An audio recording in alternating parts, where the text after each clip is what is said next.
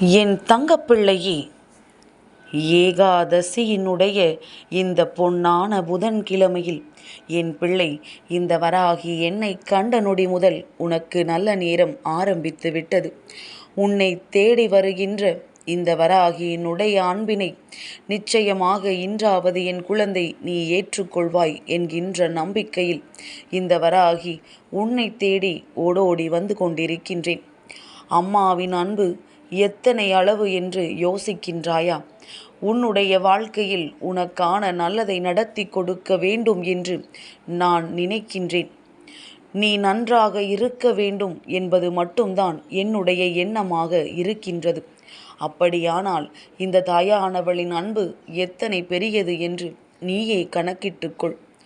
அம்மா உன் வாழ்க்கையை சரியாக்கி உன் கைகளில் கொடுக்க எத்தனையோ முறை பல முயற்சிகளை செய்து அதில் சில முயற்சிகளில் வெற்றி பெற்று சில முயற்சிகளில் உன்னுடைய எண்ணங்களால் தோல்வி பெற்று மீண்டும் மீண்டும் உன்னை தேடி வருகின்றேன்.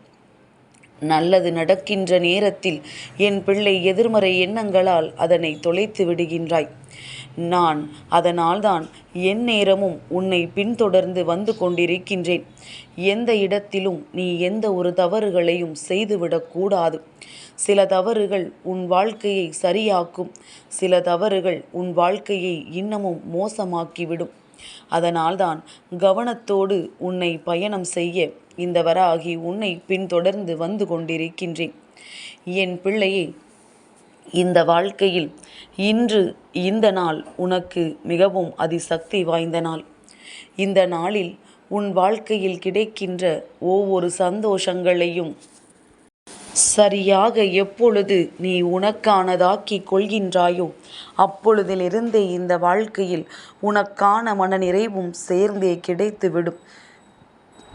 இத்தனை நாட்களும் இதை நீ கவனிக்காமல் விட்டுவிட்டாய் என்பதனை மறந்து இனிமேல் இந்த தாயானவள் இருக்கும் பொழுது இதை நாம் கவனிக்காமல் விடக்கூடாது என்பதனை நீ புரிந்து கொண்டால் போதும். இவ்வளவு நாளும் நீ இழந்த உன்னுடைய சந்தோஷங்களை எல்லாம் நிச்சயமாக இதற்கு மேல் வரக்கூடிய ஒவ்வொரு அற்புதமான நாட்களிலும் தெய்வத்தை வணங்கி நீ மீட்டெடுத்து விடுவாய். உனக்கு என்றும் உறுதுணையாக உன் அம்மா நான் இருக்கின்றேன் என்பதனை மட்டும் நீ மறந்துவிடக்கூடாது. உன்னுடைய வாழ்க்கை அழகான வாழ்க்கை. இந்த வாழ்க்கையில் இப்பொழுது நீ சென்று கொண்டிருக்கின்ற பாதை சரியான பாதை. நீ அடைய நினைக்கின்ற இலக்கு நிச்சயமான இலக்கு. இதை அடைவதற்கு உன்னுடைய முயற்சிகள் ஒவ்வொன்றும் உனக்கு முழுமையாக கை கொடுக்கும். அதற்கு இன்று ஏகாதசி நாளில் பெருமாளை வணங்கி உன்னுடைய ஒவ்வொரு செயல்களையும் நீ நல்லபடியாக தொடங்கு.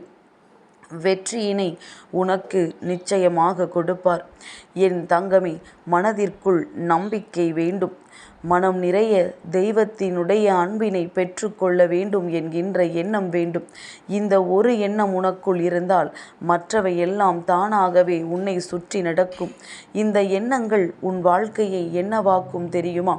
தெய்வத்தின் அன்பை பெற ஒருவருக்கு வேண்டிய தகுதிகள் என்றால் உண்மையும் நேர்மையும் நம்பிக்கையும், அடுத்தவர்களுக்கு கெடுதல் நினைக்காத மனமும், அடுத்தவர்களின் கண்ணீருக்கு காரணமாகாத சூழ்நிலையும் தான். இப்பேற்பட்ட இந்த தகுதிகள் ஒருவருக்கு இருந்துவிட்டாலே அவர்கள் தெய்வத்தினுடைய அன்பினை முழுமையாக பெற்று விடுவார்கள். இது உனக்கு சரியான நேரமாக வாய்த்திருக்கின்றது. உன்னுடைய நேரம். உன் வாழ்க்கையில் நீ செய்கின்ற விஷயங்கள் ஒவ்வொன்றுமே தெய்வத்தினுடைய அன்பினை முழுமையாக பெற்றுக்கொள்வதற்கான தகுதியோடு இருக்கின்றது. பணம் படைத்தவன் பணம் இல்லாதவன் என்று தெய்வம் தகுதியை ஒரு நாளும் நிர்ணயிப்பது கிடையாது. பணம் படைத்தவனுக்கு குணம் இருந்தால் மட்டும்தான் தெய்வம் அவர்களை உடன் சேர்த்து கொள்ளும். எல்லாம் இருப்பவன் தெய்வத்தை எளிதாக அடைந்து விடலாம் என்று நினைப்பது அவனினுடைய முட்டாள்தனம். என் பிள்ளையே, அதனால் உனக்குள் இருக்கின்ற அத்தனை நல்ல விஷயங்களையும் வெளிக்கொண்டு வந்து தெய்வத்தின் மீது பற்று கொண்டு அவர்களிடத்திலிருந்து உனக்கான ஆசிகளை பெற்று கொண்டால் போதும். மனதில் கள்ளம் கபடத்தோடு தெய்வத்தை வணங்கினால் அதில் உனக்கு எந்த பயனும் இல்லை என்று அம்மா வெளிப்படையாகவே சொல்லிவிடுகின்றேன். எதையும் ஒளித்து மறைக்க நான் விரும்பவில்லை. இது நடக்கும், இது நடக்காது என்று நீ ஏற்கனவே தெரிந்து வைத்திருந்தால் நிச்சயமாக எந்த ஒரு தவறுகளையும் வாழ்நாளில் செய்துவிட மாட்டாய். தெய்வத்தின் மீது சற்று பயபக்தி இருக்க வேண்டும். பயத்தோடு கலந்த பக்திதான் எந்த தவறுகளையும் உன்னை செய்ய வைக்காது. இல்லையென்றால் நம் தாய்தானே, நாம் தவறுகளை செய்துவிட்டு மன்னிப்பு கேட்டால் அவள் நம்மை மன்னித்து விடுவாள் என்று எண்ணக்கூடாது. தெரிந்து செய்கின்ற தவறு செய்வது யாராக இருந்தாலும் அவர்களுக்கு தண்டனை நிச்சயமாக உண்டு. சரி, இவையெல்லாம் ஒருபுறம் இருந்துவிட்டு போகட்டும். என் பிள்ளை, நீதான் தவறுகளை செய்ய மாட்டாய் அல்லவா? அதனால் உனக்கு இது தேவையில்லாத விஷயம். இன்று என் பிள்ளைக்கு மனமுழுக்க இருக்கின்ற ஒரு வேதனை நீங்கும். என் குழந்தையின் மனதில் நீண்ட காலமாக போட்டு உறுத்தி கொண்டிருக்கின்ற ஒரு விஷயம் உன்னை விட்டு விலகும். இன்று என் குழந்தை, உன்னுடைய கைகளில் துளசி இலையை கொண்டு செல். துளசி இலையை வாயில் போட்டுக்கொள். இன்று காலை நீ துளசி இலையை ஒரு டம்ளர் தண்ணீரில் போட்டுவிட்டு மாலை நேரத்தில் அதை நீ குடிக்கலாம். இந்த நாள், இன்று இந்த ஏகாதசி நாள் உனக்கு கிடைத்திருக்கின்ற அத்தனை அதிசக்தி வாய்ந்த அற்புத நாள்.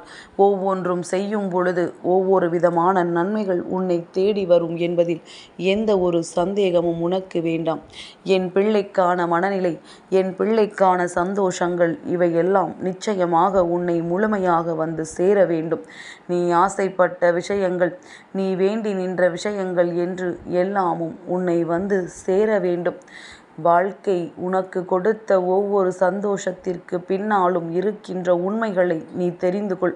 அதே நேரத்தில் இந்த வாழ்க்கை உனக்கு கொடுத்த கஷ்டங்களுக்கு பின்னால் இருக்கின்ற உண்மைகளையும் நீ தெரிந்து கொள்ள வேண்டும். ஏனென்றால் காரணம் தெரியாமல் ஒரு விஷயத்தை நீ அனுபவிக்கும் பொழுது நாளை காரணத்தை தெரிந்து கொண்டால் மனது நிச்சயமாக வேதனைப்படும். இதற்காகவா நாம் இத்தனை கஷ்டப்பட்டோம் என்று எண்ணி அன்று வேதனைப்படுவாய்.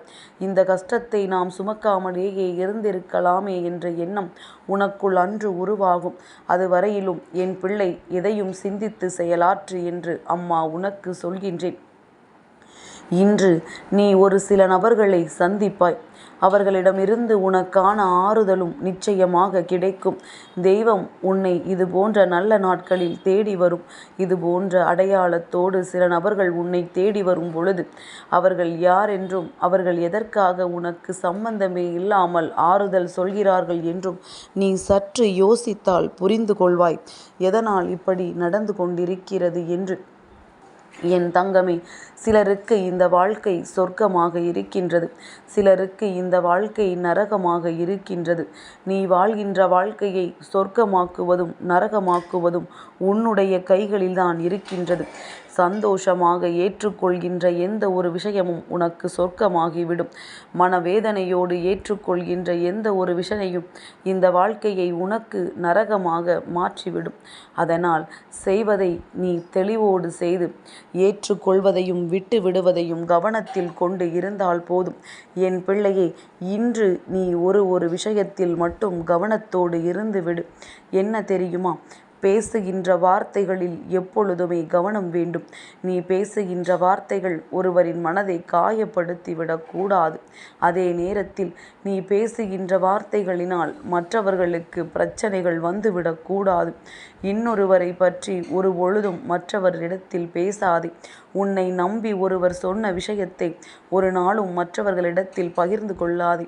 அவர்களின் நம்பிக்கைக்கு நீ பாத்திரமாக இருந்தால் மட்டும்தான் உன்னுடைய நம்பிக்கைக்கு நாளை இன்னொருவர் பாத்திரமாக இருப்பார். இல்லை என்றால் உன்னுடைய இரகசியங்களும் வெளியில்தான் சென்று கொண்டிருக்கும்.